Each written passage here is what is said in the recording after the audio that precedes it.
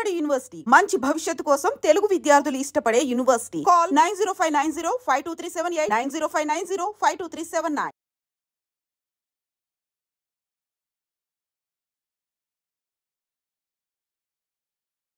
నమస్తే, welcome to I dream. నేను మీ ఝాన్సీ. ప్రస్తుతం అంతా ఉన్నారు ఆయుర్వేదిక్ ఫిజిషియన్ లక్ష్మి గారు. వారితో మాట్లాడి కొన్ని డౌట్స్ ని క్లారిఫై చేసుకునే ప్రయత్నం అయితే చేద్దాం. నమస్తే అండి. నమస్తే అండి మ్యామ్. అయితే నెక్ పెయిన్స్, బ్యాక్ పెయిన్స్ అని చెప్తూ ఉంటారు.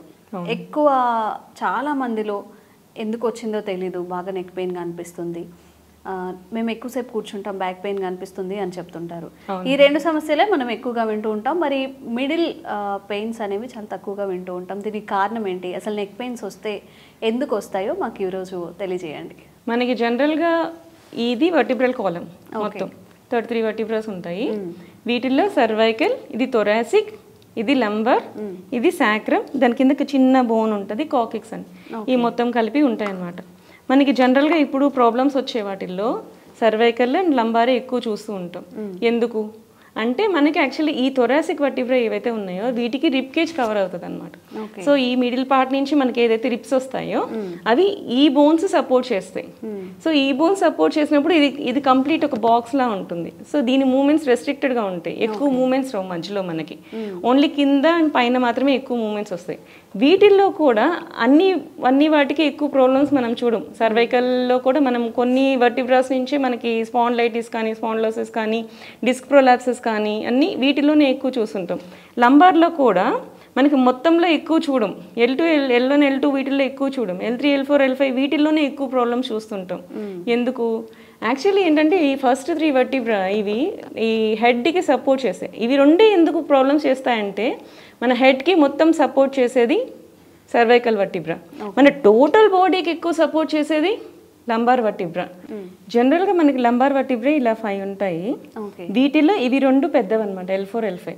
L1, L2 కొంచెం చిన్నవి. క్రమేణా ఇలా L4, L5 వరకు సైజ్ పెరుగుతూ ఉంటుంది. మనకి మ్యాక్సిమం ఫ్లెక్షన్ ఎక్స్టెన్షన్ మనం ఇట్లా వంగి చేసినప్పుడు ఏదైతే ఇట్లా పెద్దగా అవుతుందో, ఇట్లా మనం ప్రతిసారి వంగినప్పుడల్లా కొంచెం స్పేస్ మనకి కావాల్సి వస్తుంది కదా, బోన్కి మధ్య స్పేస్ కావాల్సి వస్తుంది కదా. ఆ స్పేసెస్ ఎక్కువ స్పేస్ వచ్చేది మనకి లంబార్ ఈ L4, L5 వాటిల్లోనే ఎక్కువ స్పేస్ వస్తుంది అనమాట. L3, L4, L5 ఈ కింద ఇది మూవ్ అయ్యే కొద్దీ వీటిలోనే ఎక్కువ స్పేసెస్ వస్తుంటాయి. మన మూమెంట్స్ కూడా చేసినప్పుడు, వంగినప్పుడు, లేసినప్పుడు, మనకి పక్కకు తిరిగినప్పుడు మ్యాక్సిమం మూమెంట్స్ అనేవి వీటిల్లోనే ఎక్కువ కనపడతాయి. ఈవెన్ నెక్లో కూడా మనకి ఈ పార్ట్ కొంచెం ఫిక్స్డ్గా ఉంటుంది.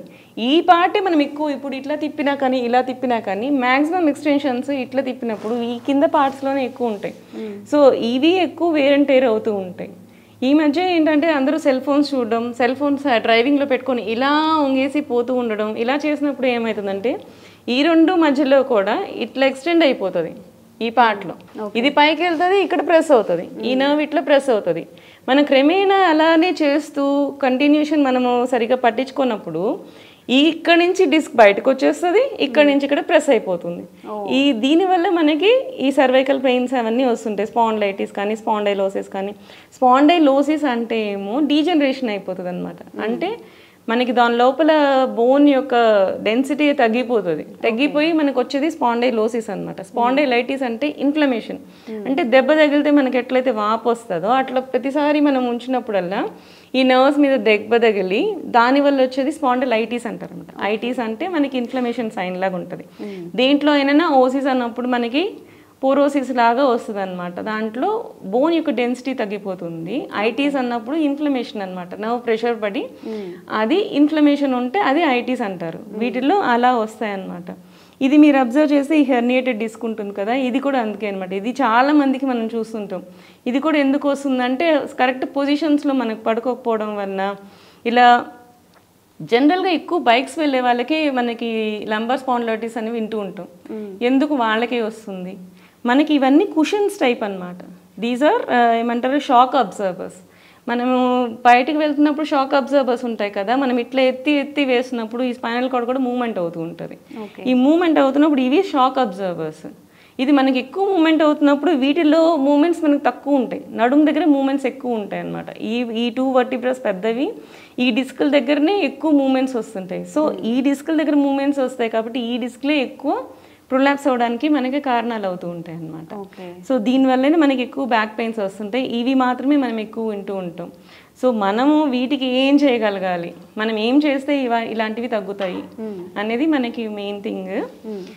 వీటిల్లో మనకి ఫస్ట్ థింగ్ ఏదైనా సరే నిదాన పరివర్జనం అంటారు ఆయుర్వేదంలో. ఎందుకు వస్తుంది అనేది మనం తెలుసుకొని దానికి సపోర్టివ్గా మనం ఏమైనా చేయగలగాలి.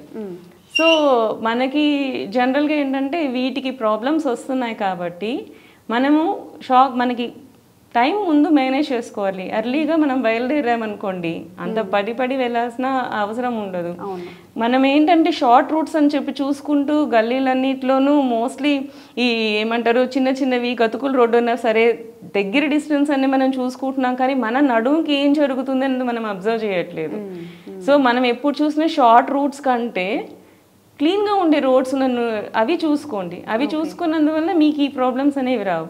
సెల్ ఫోన్ డ్రైవ్ చేసినప్పుడు ఎప్పుడైనా సరే ఫోన్ మాట్లాడటము ఇవన్నీ చేస్తూ ఉంటారు. మీరు ఫోన్ మాట్లాడడం వలన ఏమంటారు ఇలా ఉంచేసి అదే పొజిషన్లో ఉంచడం వలన ప్రొలాంగ్గా ఉంచితే జారిపోతుంది. సో అట్లాంటివి కూడా మీరు చేయకండి. అట్లా చేయకుండా ఉంటే కొంత బెటర్గా ఉంటుంది. మ్యాక్సిమం అందరూ హెడ్ ఫోన్స్ పట్టుకోండి. ఇట్లా ఏమంటారు ఈ ఇయర్ ఫోన్స్ కాకుండా హెడ్ ఫోన్స్ యూజ్ చేయండి. హెడ్ ఫోన్స్ కూడా బ్లూటూత్ యూజ్ చేయడం కూడా ఈజీ కదా మేడం, హెడ్ ఫోన్స్ అంటే కష్టం కదా అని మీరు అడగచ్చు. బట్ హెడ్ ఫోన్స్కి వైర్ కనెక్షన్ ఉన్నవి తీసుకోండి, బ్లూటూత్వి కాకుండా. సో రేడియేషన్ తగ్గుతుంది మీకు సంథింగ్. సో మన బాడీకి రోజు మొత్తం మనం ఇంట్లో పెట్టిన వైఫై దగ్గర నుంచి మనకి వెళ్తున్నప్పుడు మొబైల్ డేటా నుంచి we are surrounded with full of ఏమంటారు ఇది రేడియేషన్తోనే మనం ఫుల్గా వెళ్తూ ఉన్నాం. రోజు పొద్దున్న లేచిన దగ్గర నుంచి రాత్రి నిద్రపోయేటప్పుడు వరకు మనకి మొబైల్ ఉంటుంది, రేడియేషన్ ఉంటుంది, మన బాడీ మొత్తం అలానే ఎక్స్పోజ్ అవుతూ ఉంటుంది. సో వీటిని మ్యాక్సిమం తగ్గించుకోవడానికి ట్రై చేయండి.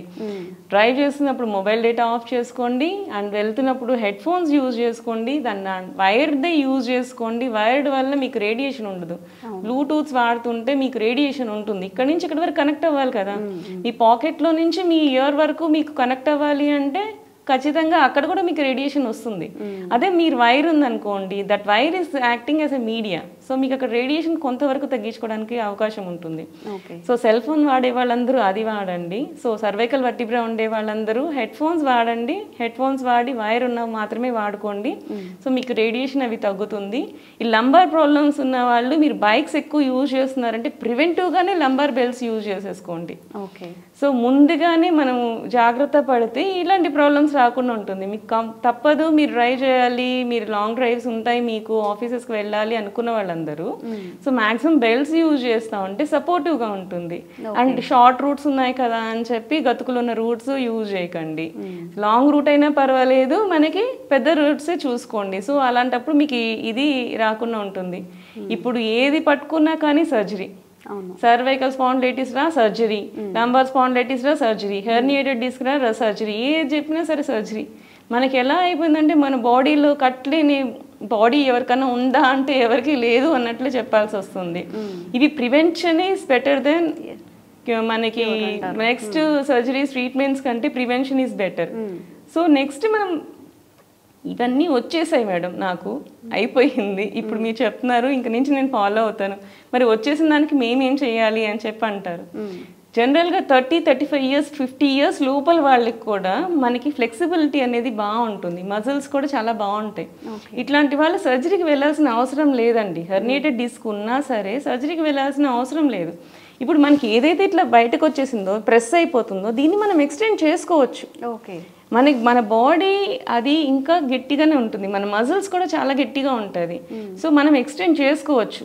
యోగా మనకి బ్యాక్ పెయిన్కి ఎక్సర్సైజ్ చేస్తే దీన్ని మనం ఏదైతే స్పేస్ తక్కువ ఉందో దానికి ఆపోజిట్గా మనం యాక్టివిటీస్ చేస్తూ ఉంటే మళ్ళీ సెట్ అవుతుంది. ఆ మజిల్ని ఎక్స్టెండ్ చేసుకోవడం, మజిల్ని స్ట్రెంథనింగ్ చేసుకోవడం అలా చేసుకుంటూ ఉంటే మనకి చాలా వరకు ప్రాబ్లమ్స్ తగ్గుతాయి. ఇప్పుడు 60+ వాళ్ళకి ఏమవుతుందంటే నా మజిల్స్లో రిజిడిటీ వచ్చేస్తుంది. సో వాళ్ళకి యోగా అవన్నీ ఎక్కువ యూజ్ అవ్వవు కాబట్టి యోగా కానీ ఇప్పుడు మనం ఆయుర్వేదిక్లో పంచకర్మ ట్రీట్మెంట్ చేస్తాం వీటికి. సో ఇవేవైతే మజిల్స్ మనకి లూజ్ ఉన్నాయో, ఇవేవైతే నర్వ్ కంప్రెషన్ అవి ఉన్నాయో, ఇక్కడ మనం కటివస్తి అని చేస్తామన్నమాట.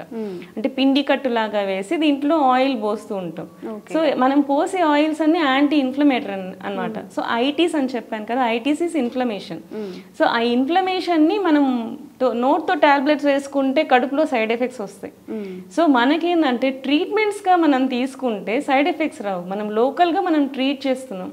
మనం కైరోప్రాక్టర్ అని మీరు వినే ఉంటారు కదా. సో కైరోప్రాక్టర్ ఏం చేస్తాడు, సో ఎక్స్టెన్షన్స్ చేస్తాడు, మజిల్స్ ని ఎక్స్టెన్షన్ చేస్తాడు. బట్ మళ్ళీ మీరు ఆ పొజిషన్స్ కానీ మళ్ళీ మీరు తీసుకొచ్చారనుకో, మళ్ళీ మీకు అదే ప్రాబ్లం వచ్చేదానికి అవకాశం ఉంటుంది. సో మనం ఇది ఇక్కడ ఆయుర్వేదంలో ఏం చేస్తామంటే మనం దాన్ని సెట్ చేస్తాము, సెట్ చేసి మళ్ళీ కటివస్తి చేస్తాం. సో అక్కడ ఉండే ఇన్ఫ్లమేషన్ అంతా తగ్గిస్తూ ఉంటాం. సో నెమ్మదిగా లోపల ఉన్న ప్రాబ్లమ్ని కూడా క్లియర్ చేసుకుంటూ వస్తాం. సో కైరోప్రాక్టర్ ఓన్లీ క్లీన్ చేస్తారు కానీ ఇది చేయడు. మోడర్న్ మెడిసిన్లో ఆపరేషన్ చేసి దాన్ని సెట్ చేస్తారు కానీ ఆపరేషన్కి మనకి 3 లక్షల నుంచి 5 లక్షల వరకు ఖర్చు అవుతుంది. మన బాడీ ఒకసారి సర్జరీ చేసుకున్నాక దానికి తగ్గ ప్రాబ్లమ్స్ దానికి ఉంటూనే ఉంటాయి. సో అవన్నీ లేకుండా ఉండాలంటే ఆయుర్వేదిక్లో మనకి కటివస్తి కానీ గ్రీవవస్తి అని చేస్తాం. మనం నెక్కు చేసేదాన్ని గ్రీవవస్తి అంటాము, ఈ నడుముకి చేసేదాన్ని కటివస్తి అంటాం. ఈ వీటిల్లో చేసి ఐటీస్ అనేది ఏదైతే ఇన్ఫ్లమేషన్ ఉందో దాన్ని తగ్గిస్తాము. మనకి ఇంటర్నల్గా కూడా మెడిసిన్స్ ఇస్తాం అనమాట. ఇప్పుడు స్పాండిలోసిస్ కూడా ఉంది కదా, సో దాంట్లో డీజనరేషన్ జరుగుతూ ఉంటుంది. సో తగ్గిపోతూ ఉంటుంది బోన్ డెన్సిటీ. సో ఆ బోన్ డెన్సిటీని పెంచే డ్రగ్స్ ఇస్తూ ఉంటాం. వాటిని శమన ఔషధాలు అంటాం అనమాట. ఫస్ట్ శోధనం చేస్తాం, ముందు క్లీన్ చేస్తాం, బాడీని మొత్తం క్లెన్స్ చేస్తాం. సో నర్వ్స్ నుంచి లోపల ఉండే ఇన్ఫ్లమేషన్ నుంచి మొత్తం అంతా క్లెన్స్ చేస్తాం. ఆ క్లెన్స్ చేసి బాడీలో అబ్జర్షన్ ఆఫ్ ది కాల్షియం కూడా మనకు అయ్యేలా చేస్తాం. అయ్యాక నెక్స్ట్ మళ్ళీ కటివస్తి, ఇవి ఎక్స్టర్నల్ థెరపీస్ అనమాట. ఇవి చేస్తాం, ఇవి చేసి దీన్ని మళ్ళీ సపోర్ట్ చేస్తాం, ఇవి రెండింటిని సపోర్ట్ చేస్తాం. సో ఓవరాల్ ట్రీట్మెంట్ అయిపోతుంది అనమాట. ఏజ్ ఉన్న వాళ్ళకి తప్పదు కానీ ఏజ్ తక్కువ ఉన్న వాళ్ళని మాత్రం నేను సర్జరీ అడ్వైజ్ చేయనండి. సో మ్యాక్సిమం మీరు చేసుకోగలుగుతారు, యోగా చేయగలుగుతారు. ఏజ్ ఉన్నప్పుడు ఒక హాఫ్ అన్ అవర్ ఎర్లీగా లేచి కొంచెం మనం టైం ప్లాన్ చేసుకుంటే మనం ఈ సర్జరీస్ నుంచి అన్నీ అవాయిడ్ చేయొచ్చు. నాకు చిన్న వాళ్ళు వచ్చి మేడం నాకు సర్జరీ అడ్వైజ్ చేశారు, నేను వెళ్ళమంటారా అని అడుగుతుంటే నాకు చాలా బాధేస్తూ ఉంటుంది. చేసుకోవచ్చు కదా, నెమ్మదిగా కొంచెం చేస్తే సెట్ అయిపోతుంది కదా, కొంచెం టైం మేనేజ్ చేసుకోండి అని చెప్తూ ఉంటాను. సో ఆయుర్వేదిక్లో వీటికి మంచి ట్రీట్మెంట్స్ ఉన్నాయి, మీకు అంత కాస్ట్ కూడా పడదు. మీకు ఫర్దర్ కూడా మీకు బోన్ స్ట్రెంగ్త్ వస్తుంది. మీకు సర్జరీ చేసిన బోన్ స్ట్రెంగ్త్ రాదండి, జస్ట్ మీకు సపోర్ట్ చేస్తారు అంతే. సో మీకు బోన్ స్ట్రెంగ్త్ వచ్చి మజిల్ స్ట్రెంగ్త్ వచ్చి మళ్ళీ మీకు నార్మల్ పొజిషన్ వచ్చేలాగా చేసేది ఆయుర్వేదంతోనే అవుతుంది. సో దాన్ని ఆలోచించుకొని మీరు ఫర్దర్ మీరు డిసిషన్స్ తీసుకుంటే మంచిది అని చెప్పి, మెయిన్ యూత్, ఈ యంగ్ ఏజ్ మిడిల్ ఏజ్ వాళ్ళు, చిన్న పిల్లలు ఉంటారు, వాళ్ళు కూడా సర్జరీస్కి 35, 38 ఇయర్స్, 40 ఇయర్స్, 50 ఇయర్స్ లోపల వాళ్ళు కూడా సర్జరీ అంటుంటే నాకు చాలా అనిపిస్తుంది. సో ఆయుర్వేదిక్ మంచి ట్రీట్మెంట్స్ ఉన్నాయి, సో అవి తీసుకుంటే చాలా బాగుంటుంది అని చెప్పి నేను మీ ఐడి డ్రీమ్స్ ద్వారా చెప్పాలనుకున్నాను. ఓకే, థ్యాంక్ యూ అండి. థ్యాంక్స్ ఎ లాట్ అమ్మా.